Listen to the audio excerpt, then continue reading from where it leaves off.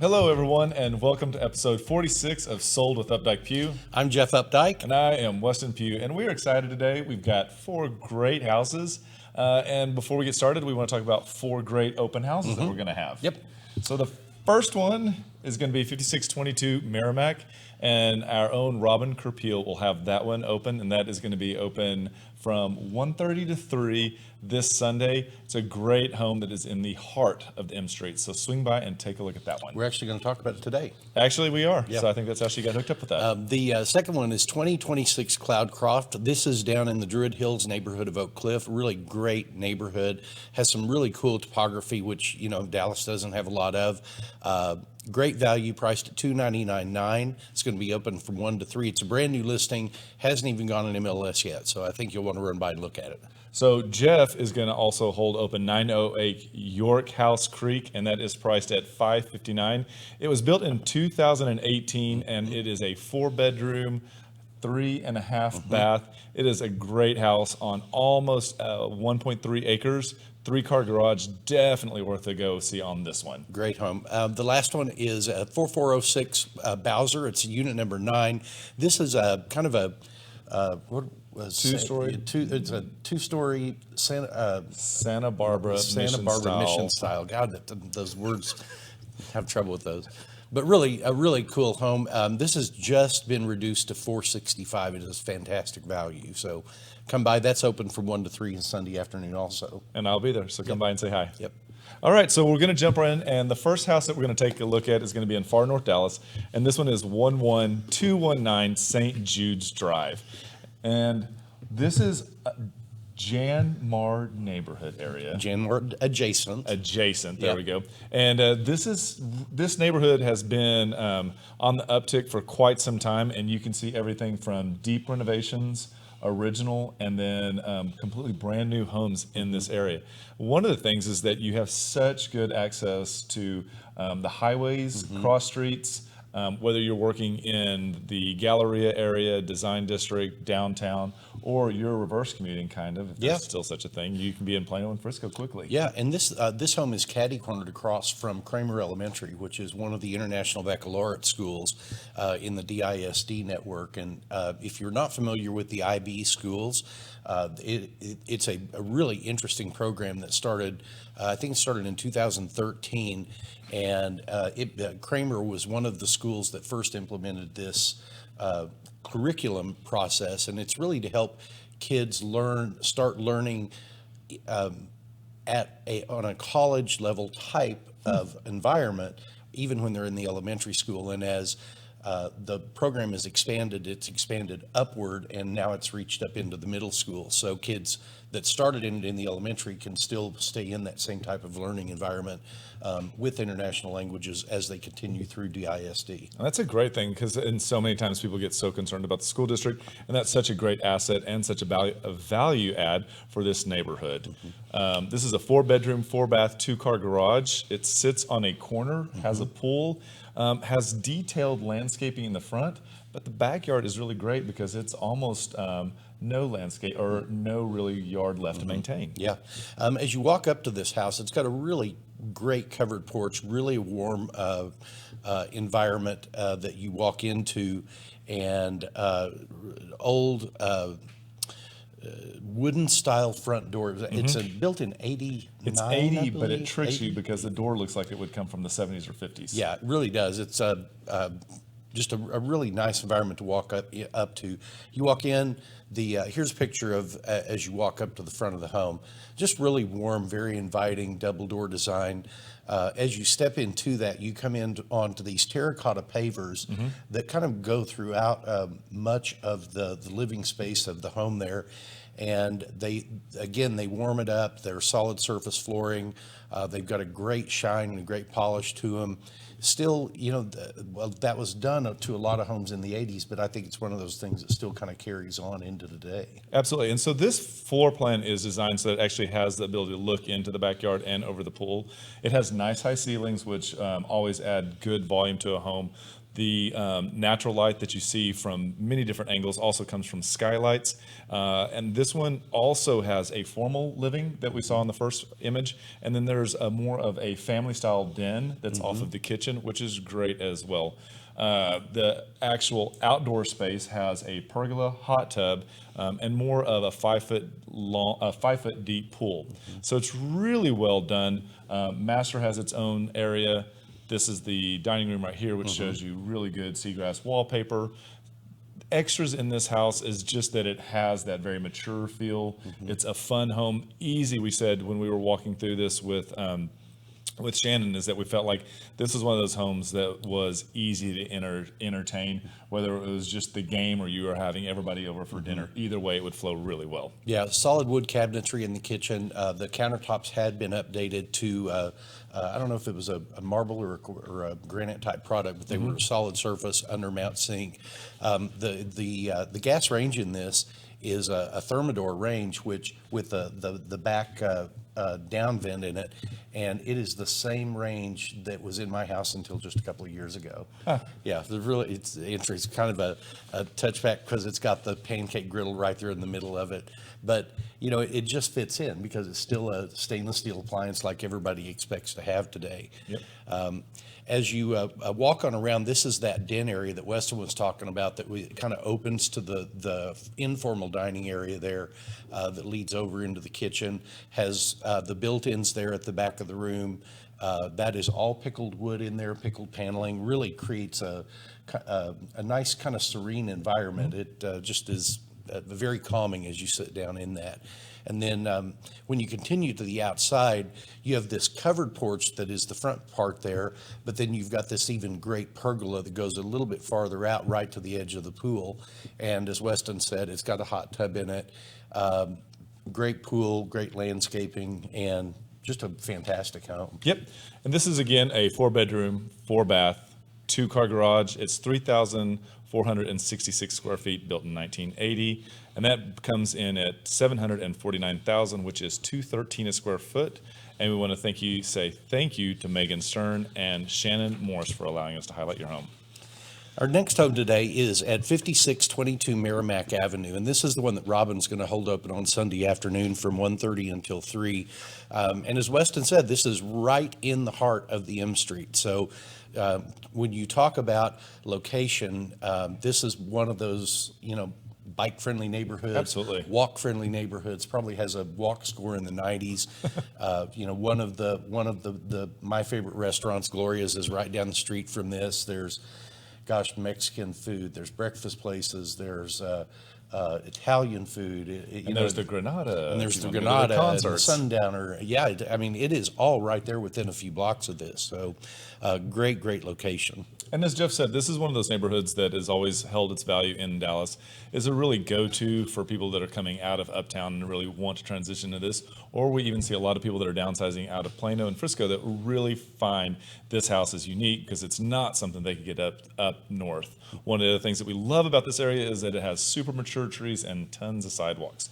So if you and the pets want to go for a walk, or you want to push a stroller or go on a bike ride, this is a really great neighborhood to do that in.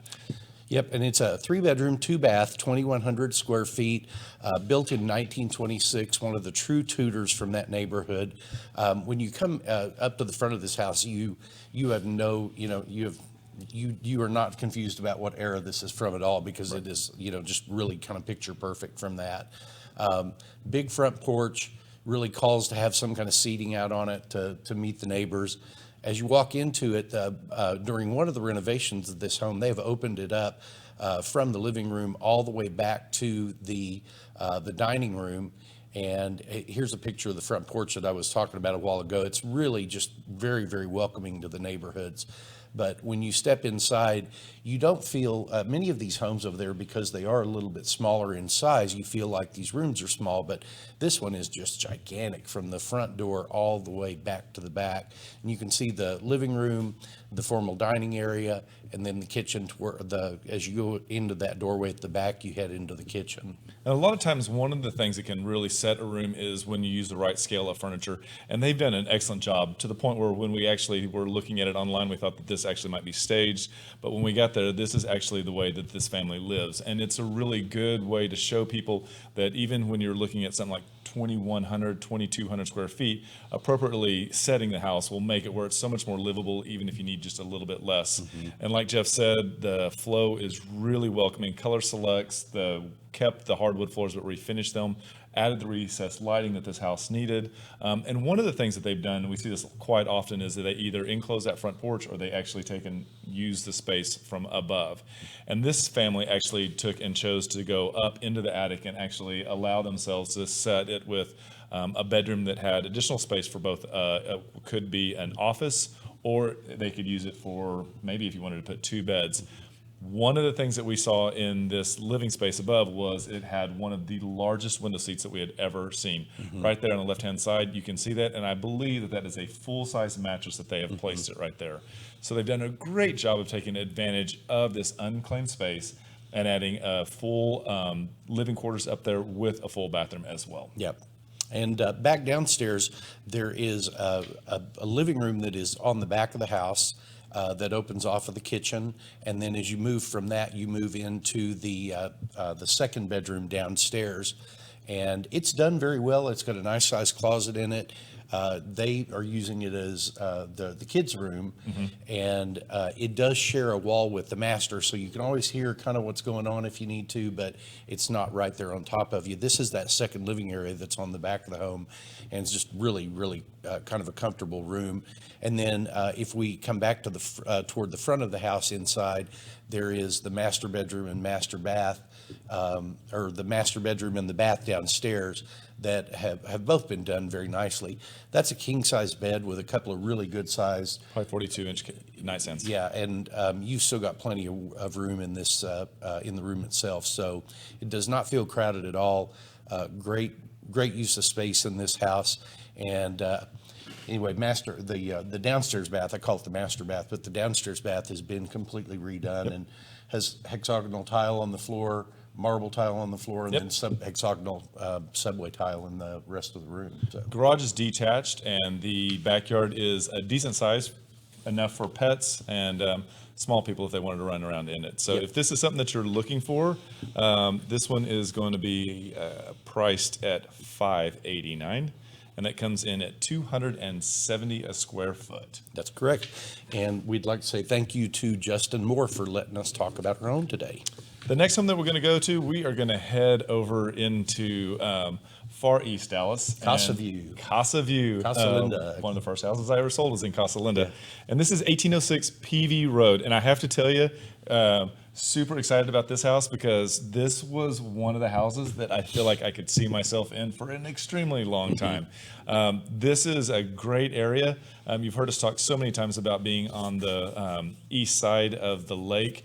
It is a great access using 78 and using Buckner to get in and out of that neighborhood. The other thing too that's great about this is that PV turns right into Mockingbird and you can get right to 75 if you need to.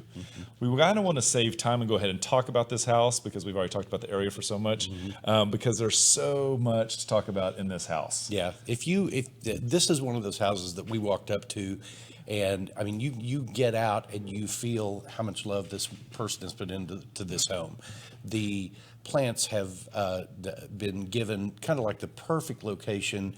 You have this really great walk up to the house with these huge flagstone steps It's amazing. that you and then you've got all the shrubbery that's done, all the flowering plants, and it just really kind of leads you right to the front door.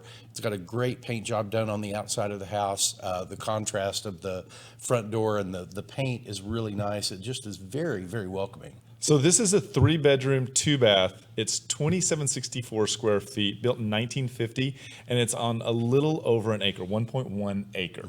And the way that the house is set back, it has a deep setback.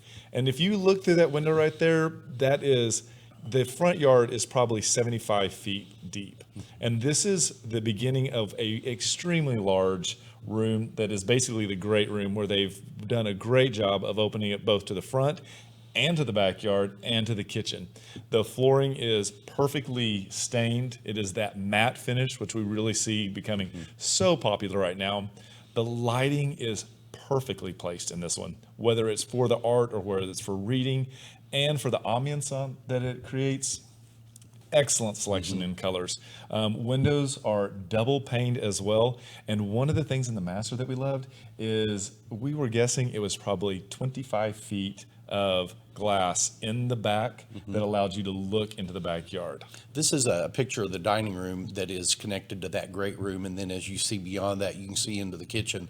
One of the things that I think they did really well with this home is, while they created that great room effect as you walk in, there is an office that is can be closed off there, just off of the living room. And so if you need to have the library, or you need to have the really formal dining area, you've got that in this home, even though you've got all these other really connected spaces. This is a picture of that library or study that can be closed off there.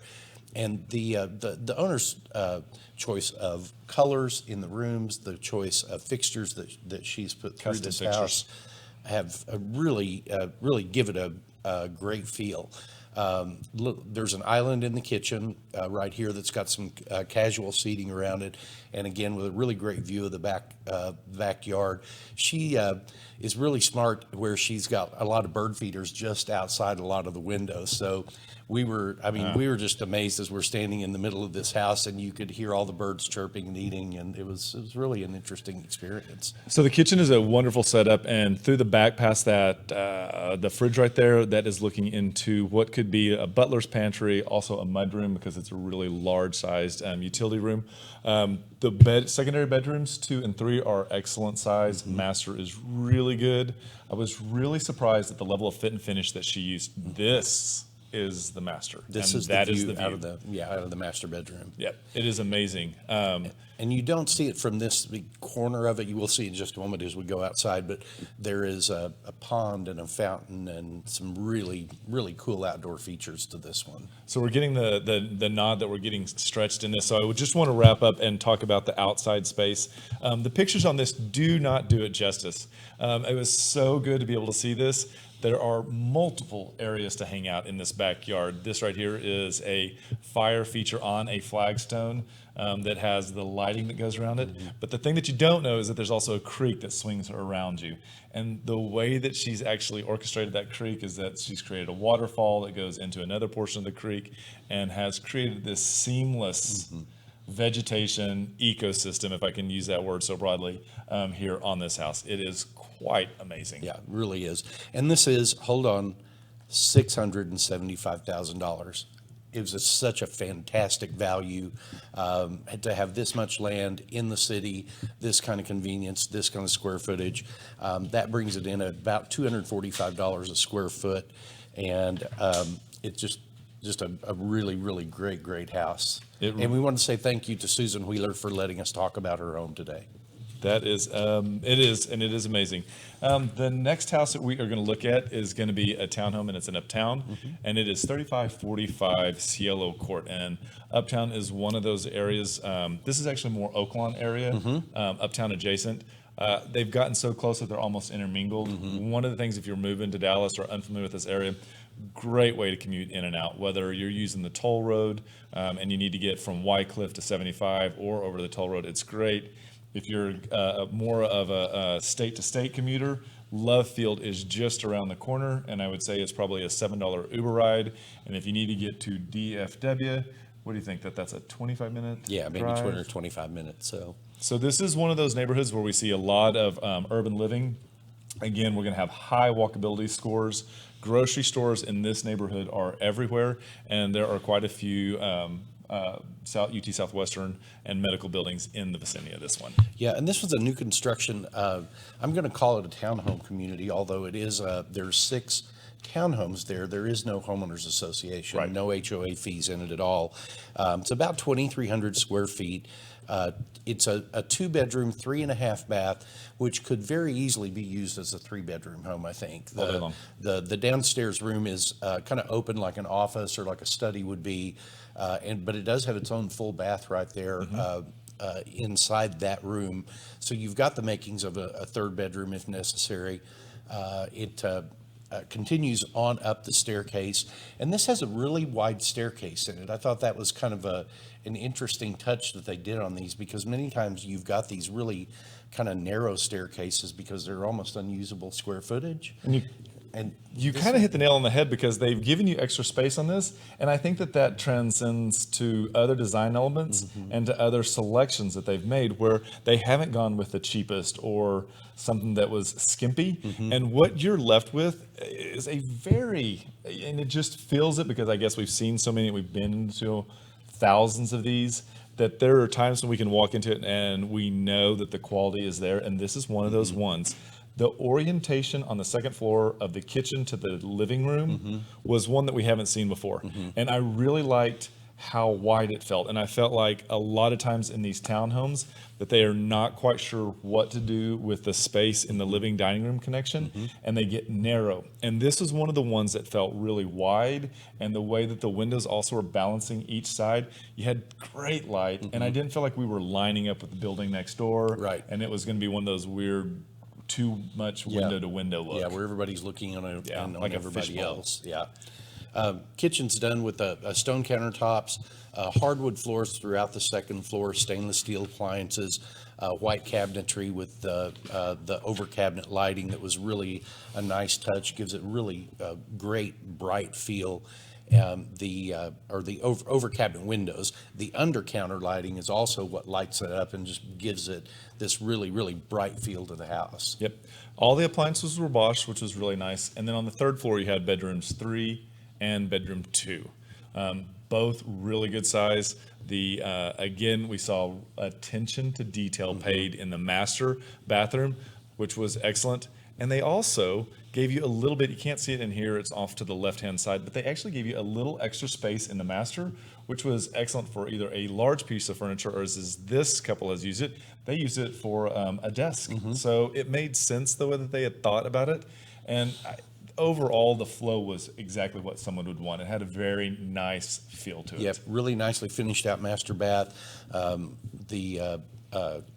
Seamless, the frameless glass shower stall, tile all the way to the ceiling in the bath, in the shower stall. Just really done very, very nicely. And again, this is 3545 Cielo Court, which is a newer street, and it is a 2-bedroom, could be a 3, 3.5 bath, 2361 square feet, built in 2016, and that comes in at 635,000, which is 268 a square foot. Yes, it is, and thank you, Michael Zahn, for letting us talk about his property. Excellent house. Yeah, Excellent house. That was great. So, second segment today, what are we going to talk about? So in the second segment today, we have actually been able to bring on Stephen Sardone. And Stephen owns Stephen Sardone Construction and is here to kind of talk to us a little bit about going through the construction and remodeling process. And we want to say thank you so much, Stephen, for coming on the show. We appreciate it. Thanks for having me. You bet. So one of the things that we like to do with guests before we have them on the show is we like to vet them. Just kidding. But we actually do a kind of an interview. And you and I sat down and had tacos one morning, and it was great because you were really able to talk to us about your experiences. Tell us a little bit about who and how you got started. Sure. I actually got started in college. There was a building on site that the school was trying to renovate over the summer, and I negotiated a deal for me and my friends to make $8 an hour and deal. work. And we thought we were just rich. We were rolling. Anyway, into the project, I got hired by the contractor, and I got in, and I really started loving it, working with my hands, really got to see how things progress and what something can become. Right. And it just kept growing. And in 2010, started Sardone. Excellent. Well, one of the things that while we were talking about tacos and you were kind of going over your history, you talked about one of the things that you share with prospective clients to kind of get everybody on the same page. And My it was love of really tacos. yeah, over tacos. And it was about cost versus value. And I thought that was really important to set expectations. Yeah, so unlike a lot of industries, you can go on the internet and you can find the price or the cost of something and the value. Like, oh, I want to research cars. Boom, you got it. You can get a range really quick. Remodeling is 100% custom. Every job is different from the next. There's no two alike. And so the cost versus value report is a survey that the real estate industry does every year, and I send this out ahead of time really for two reasons. One, just to kind of set their expectations, like this is going to be a lot. Right. And two, I don't want to be the guy saying this is going to be a lot. I want this piece of paper to do that hard work for me. Right. So if they don't cancel the first appointment, I'm like, okay, we're halfway there. Right. It kind of gives you, it's like a little menu. It kind of helps really get to the end of it. Are you sure you want to do this? Yeah. Because moving is easier. Moving is easy. Remodeling is tough. It's like both. Yes. So 2 in 1. And it was really interesting, Stu, that from this helps, and it gives you the ability to really begin to start talking about setting expectations for a budget. Yeah. Which is like critical. And it's one of the things that we hear about all the time when people get frustrated. Yeah. So setting expectations is probably like if you're a remodeler and that's not like one of your top 3 competencies, you need to get out of remodeling. But when it comes to a budget, like nobody talks about money. Like my parents didn't talk about money. Your parents, like that's the thing they don't talk They about. didn't. So and then like if people like I show up and if we talk about money right away, they get a little anxious. So what we want to do from the get-go is I want to listen. I want to find out what it is you're trying to accomplish, what your goals are, and then I really need a real budget. And the way I talk about this with people is the deal is most of the time people think of negotiating like it's a flea market, like, oh, I only got this much money. Well, the thing is, if you have 150, don't tell me 100, because the truth is that doesn't work in any area of life. It doesn't. Like if you go buy a car and you're like, I am perfectly willing to spend $50,000 on the car and I appreciate what comes with that, and you tell the salesperson 20, you're probably not going to be happy with that used Honda. And so what you don't want me to do is design you this used Honda when you're expecting this Mercedes all day long.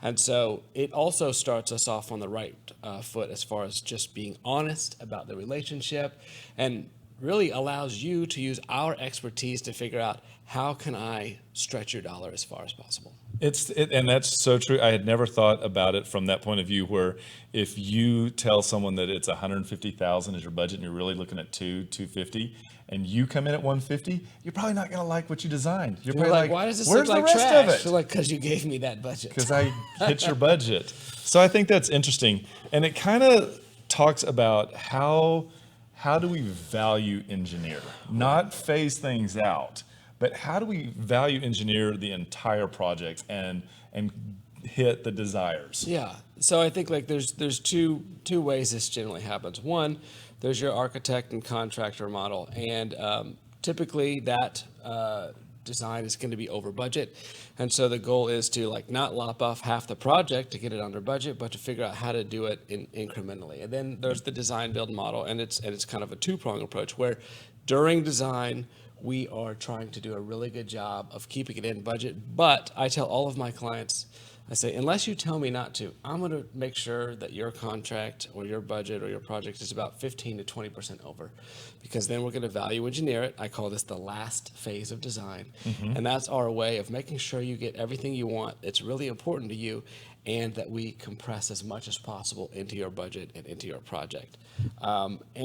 And a lot of times people think of it as like, oh, we'll just not do the bathroom or we'll not do the kitchen. And it's like, well, what will probably happen is you'll be unhappy at the end of the project, right, and then you'll probably just do it eventually. So how do we do surgical? How do we just cut out a little bit here, maintain the integrity of the design and the thing that you were most excited about in the design? And that makes sense, because living through a renovation, and I did where I was GCing it myself, and I did X, Y, and Z, and I wanted to make sure that I didn't blow the budget. Well, I didn't. I was able to keep it, but then I had to live through it a second time, and I was like, holy smokes, that was not fun. So I lived through it twice. So I will not do that again. So yes, I do like the idea of value engineering and getting everything right. And that kind of is again, you kind of want to know who you're going to be in a relationship with. And you brought some really good points when it comes to interviewing multiple or what to bring up when you're looking at a general contractor. Yeah. So I give potential clients the same advice that I take. Okay.